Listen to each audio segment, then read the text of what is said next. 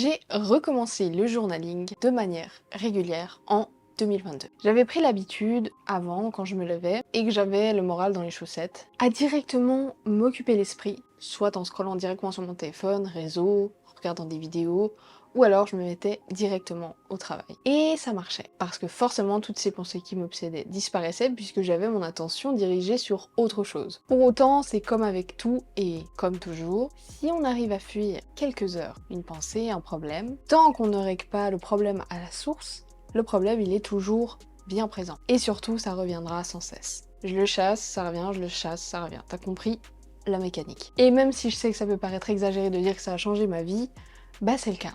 En tout cas, ça a changé ma perception des choses et, par ce biais-là, mes habitudes dans ma vie. Non seulement, en fait, cette habitude que j'ai reprise, elle me permet de m'exprimer, de me sentir mieux au quotidien, puisque tout ce que j'ai dans la tête, je le mets sur papier, et elle me permet de vraiment prendre un moment pour moi et pour rien d'autre. Et on oublie souvent ces petites choses, de prendre du temps pour nous réellement. Je parle pas de scroller sur les réseaux, je parle vraiment de prendre du temps avec soi-même. Et d'ailleurs, d'aussi loin que je me souvienne, j'ai commencé le journaling très tôt. Et je suis sûre que toi, derrière ton écran, tu as déjà fait du journaling quand tu étais enfant si tu avais ce qu'on appelle un journal intime. Bah, c'est le même mécanisme en fait. Je prenais mon journal intime pour écrire dedans, pour écrire mes pensées, ce que j'avais ressenti dans la journée, pourquoi j'avais été triste à ce moment-là, tout ce que finalement je ne savais pas trop à qui en parler. Et bah ça me faisait du bien, parce que je libérais ma tête et j'avais mon petit journal intime. Et bien c'est exactement la même chose, le journaling finalement c'est un peu ton journal intime et qui te permet de te confier. Et comme je te le dis, ça peut vraiment changer ta vie.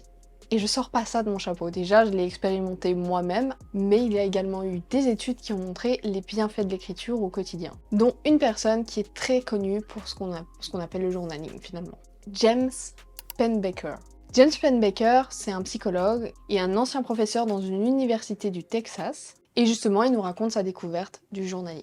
Au début des années 70, James, qui était en train de terminer ses études, se maria à ce moment-là. Et on va faire un saut dans le temps parce qu'au bout de 3 ans de mariage, lui et sa femme ont commencé à se poser des questions sur leur couple, sur leur mariage, sur tout ce qui les entoure. Et pour James de se poser toutes ces questions, ça a vraiment été un coup de massue. Et pour lui, ça a vraiment été une période extrêmement compliquée. En fait, face à toutes ces questions qui se posaient de sa part ou de la part de sa femme, il s'est senti confus, déstabilisé, et en fait, tout ça a fait qu'il est tombé dans une énorme déprime.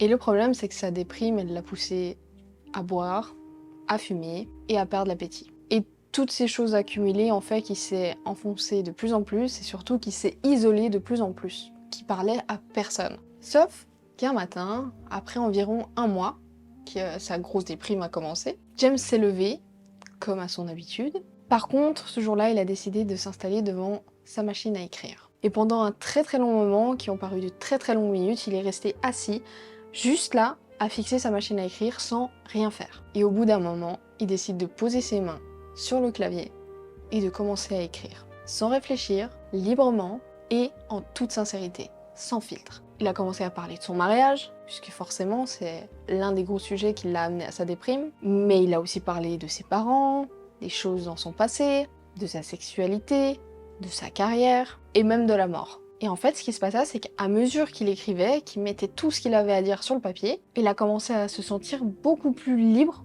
beaucoup plus léger, comme si en fait son cœur s'allégeait. Et il a même senti sa tristesse qui s'estompait. Toute cette déprime qu'il a ressentie pendant 1 mois, elle a commencé à s'estomper. Et pour la première fois, il trouvait même une raison à son existence et à toutes les possibilités que sa vie lui offrait. Et le fait de mettre tout ça sur papier, d'écrire aussi vis-à-vis de son mariage, tout ça l'a ramené aussi à se rappeler l'amour profond qu'il éprouvait pour sa femme et même à dissiper les doutes qu'il ressentait vis-à-vis de tout ça. Il avait en fait trouvé les réponses grâce à ce processus d'écriture. Et tout ça, justement, le fait de découvrir ça, c'est ce qui l'emmena justement à cette envie de recherche sur justement les liens entre l'écriture et le traitement des émotions. Et évidemment, vu que c'est aussi un chercheur, tu t'en doutes, c'est ce qui l'amena à faire des expériences, dont une, et je vais t'en parler tout de suite. Pour faire cette expérience-là, justement, il a pris 2 groupes. Un groupe qui devait écrire sur, on va dire, des choses banales. La voiture qui passe dehors, ses chaussures, ce qu'il a mangé hier, ce qu'il a fait aujourd'hui, voilà, sans forcément mettre les émotions dedans, voilà. Et un deuxième groupe qui, eux, devaient écrire sur leurs émotions, leurs ressentis, sur leur vie, sur des expériences, bref, quelque chose de beaucoup plus profond. Donc pendant 3 jours,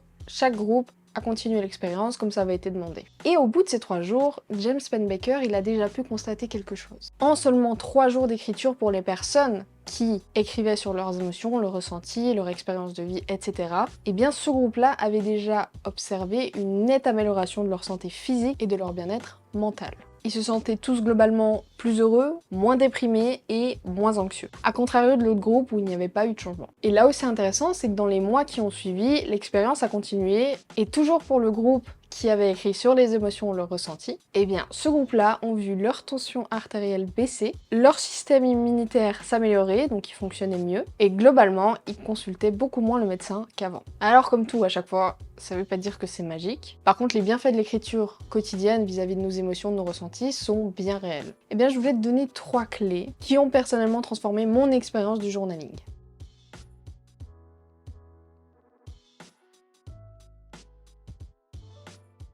Et la première clé, ça va être de ne pas t'imposer de règles. Quand j'ai recommencé le journaling, je m'étais fixé une règle, je me suis dit chaque matin, je vais écrire au moins 10 lignes. Histoire de me dire, je m'arrête pas tant que j'ai pas écrit ces 10 lignes, comme ça je suis sûre d'avoir dit un maximum. Et histoire d'instaurer une certaine discipline. Sauf que certains jours, il m'est arrivé que j'avais peu, voire pas de choses à dire, et que le lendemain j'avais peut-être 10 pages remplies carrément de ce que j'avais à déballer. Et c'est vite quelque chose qui peut justement être un frein si on se met une limite, parce qu'en fait c'est ok que t'aies des jours t'aies moins à dire et des jours où t'as beaucoup plus à déballer. C'est exactement pour cette raison que je te conseille de ne pas t'imposer de minimum d'écriture. Écris autant que t'en as envie. Et si des jours t'as pas envie d'écrire parce qu'il n'y a rien qui te vient, parce que tu n'as rien à écrire, c'est ok. Parce que ça m'est arrivé personnellement pendant 3-4 jours de ne rien écrire parce que je n'en ressentais pas le besoin, que je me sentais bien, que j'avais rien qui me travaillait, et good, tant mieux. La deuxième clé, ça va être d'écrire intuitivement. La meilleure façon d'expérimenter le journaling, c'est de ne pas se poser de questions. Tu te poses devant ton écran, tu poses les mains sur ton clavier ou face à ton carnet et ton stylo, et tu écris ce qui te vient. Dans le sens où t'es pas obligé d'avoir une série de questions. Tu peux avoir envie parfois de parler de ta relation amoureuse, ou un autre jour c'est de ton père, un autre jour, c'est de ton travail, ce que tu as senti, ce que tu as vécu. Donc, c'est vraiment d'écrire avec le ressenti du moment, de ce que tu as besoin de partager à ce moment-là, de ce que tu as besoin d'écrire et de sortir à ce moment-là. Et puis, écrire intuitivement aussi, ça veut dire qu'on ne cherche pas à faire du Molière. On s'en fout des fautes d'orthographe, on s'en fout des tournures de phrases. Si vous voyez, moi, mes fiches d'écriture, des fois, ça n'a aucun sens. Les phrases n'ont pas vraiment de sens. Des fois, c'est juste des mots. Des fois, j'ai des ratures. Il y a des yes qui doivent pas être là. Bref, on s'en fout en fait. On n'est pas là pour juger. On n'est pas là pour faire une dictée. On est juste là pour sortir tout ce qui se passe là-dedans. C'est tout. Grosso modo, tu sais que j'aime bien les analogies. Donc, mon analogie ici, c'est de dire qu'en gros, on va faire une photocopie de ce qui se passe là-dedans sur notre papier. Mais pour sortir, tu vois, c'est même plus un fax, tu sais. S'il y en a qui connaissent encore. Donc si vos phrases n'ont pas de sens, si vous faites des fautes d'orthographe, s'il y a un mot qui doit pas être où il est, on s'en tape royalement. Vous n'allez pas faire une disserte, vous n'allez pas écrire un livre, c'est juste pour vous et vous. Et le fait d'écrire intuitivement sans se poser de questions, je trouve aussi que ça nous permet d'avoir une plus grande présence à nous-mêmes et d'être bien plus en pleine conscience pour ressentir ce qui se passe ici et là-dedans. Et la troisième clé, c'est d'être sans filtre. Ce journal que tu es en train d'écrire, il t'est dédié à 100%. Personne n'est censé le lire, personne n'a besoin de le lire, c'est ton jardin secret, donc tu peux être honnête à 100% et tu as le droit d'écrire sans filtre ce que tu ressens. Et pourquoi je te dis ça? Parce que ça m'est déjà arrivé de me surprendre à écrire quelque chose et à me dire « Mais Amel, tu peux pas écrire ça, c'est pas politiquement correct ». Parce qu'on a l'habitude de cette censure et de, surtout aujourd'hui, de pas pouvoir forcément dire tout ce qu'on pense, tel que ça vient, au risque de... Voilà. Je sais que parfois on peut être surpris avec nous-mêmes de nos pensées, on peut même être surpris des fois des pensées qui peuvent parfois être des pensées noires, mais dans le sens où on est des êtres humains, ça peut nous arriver de penser des choses qui sont pas forcément cool, tant que ça reste dans le cadre de la pensée, que voilà, je veux dire, on contrôle pas toujours ce qui se passe, ce qui vient là-dedans, donc c'est vraiment un conseil pour moi, c'est d'écrire sans filtre ce qui te passe par la tête et de ne pas juger ses pensées, enfin non pas être jugé en fait. Parce que je sais qu'on se juge énormément et que moi au quotidien je peux me juger et me dire non mais j'ai pensé ça, ça se fait pas, c'est pas bien, je devrais pas. On s'en fout en fait. Les pensées ne sont que des pensées, et on n'a pas à culpabiliser pour ça. Ce journal n'est dédié à personne d'autre que toi, donc ose être 100% honnête et ne pas effacer ce que tu as écrit. Ou en tout cas, quand tu écris, de pas effacer en te disant je devrais pas utiliser ce mot. Ça enlève justement cette authenticité et cette pleine conscience et écrire les choses comme elles nous viennent, comme elles ont besoin d'être sorties. Donc, zéro filtre. Donc pour te résumer les 3 clés, premièrement, c'est de ne pas t'imposer de règles.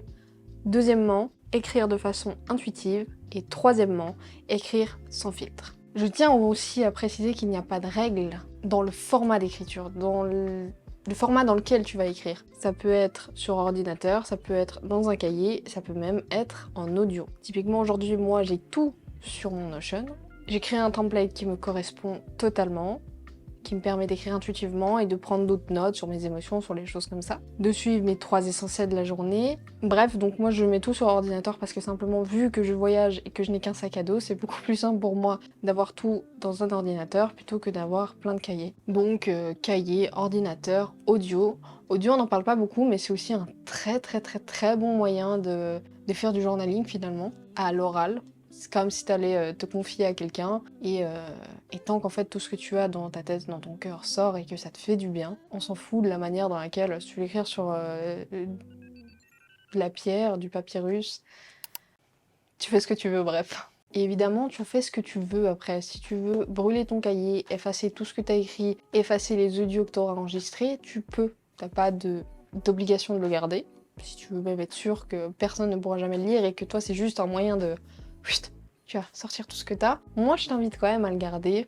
C'est ce que je fais moi, parce que je trouve que c'est cool. Tu sais, des fois, t'es dans un moment où t'as pas forcément grand chose à faire. Tu vas relire un peu tes cahiers, tes fiches et tout, ou tu réécoutes tes trucs. Et ça te permet des fois de voir comment t'as avancé. Et je trouve ça assez cool des fois de relire des pensées qu'on a pu écrire avant. Donc c'est un sorte de blogging de sa vie et je trouve ça plutôt cool. Et pour faire la transition avec ça et le lien, il y a une chose dont je voulais te parler aussi, dont le style blogging de sa vie. Typiquement, une chose que moi je fais et que je t'invite à faire parce que je trouve ça vraiment chouette, c'est que chaque année, je m'écris une lettre pour l'année d'après. Je le fais via une application qui s'appelle futurme.org, c'est totalement gratuit. Et je trouve ça très cool en fait de pouvoir lire un petit peu comment on a évolué, parce que voilà, en général je parle des projets que j'ai, de comment je suis dans ma vie actuellement, où j'en suis. Et à chaque fois que je la relis, l'année où je la reçois, bah je vois où j'ai avancé, s'il y a des projets qui sont concrétisés, si j'ai abandonné des choses, etc. etc.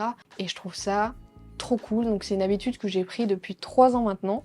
Donc je t'invite vraiment à le faire, c'est cool. Et tu sais, c'est un peu comme quand tu te commandes un truc sur un site et que ça prend des plombs à venir, que tu l'oublies et que tu reçois ça, tu sais, t'as un peu ce sentiment de yes, j'ai reçu un cadeau alors que pas du tout. Bah c'est un peu le même sentiment et c'est hyper simple. T'as juste à te connecter sur le site, t'écris ta lettre, combien de mots tu veux, tu choisis pour quand tu veux l'envoyer, tu peux l'envoyer à une date précise ou tu peux l'envoyer dans 6 mois, tu peux l'envoyer dans 1 an, bref tu choisis le moment qui te convient le mieux de recevoir ça, le mail auquel tu veux le recevoir et hop là, c'est fait. Ensuite tu recevras ta lettre. Avant de terminer cette vidéo, je voulais vous remercier. En quelques jours, vous êtes plus de 100 à nous avoir rejoints. C'est fou, on est passé d'une cinquantaine, on est bientôt 200 là. Au moment où je tourne cette vidéo, c'est incroyable, merci pour le soutien. Merci d'avoir rejoint la chaîne et puis bienvenue quoi. Merci d'ailleurs d'avoir regardé cette vidéo jusqu'au bout. J'espère qu'elle aura pu vous éclairer un petit peu sur le journaling, vous donner des tips. N'hésitez pas à me dire dans les commentaires si vous êtes adepte, pas du tout, si vous connaissiez ou pas du tout. Sur ce, je vous dis à très vite et merci, ciao ciao.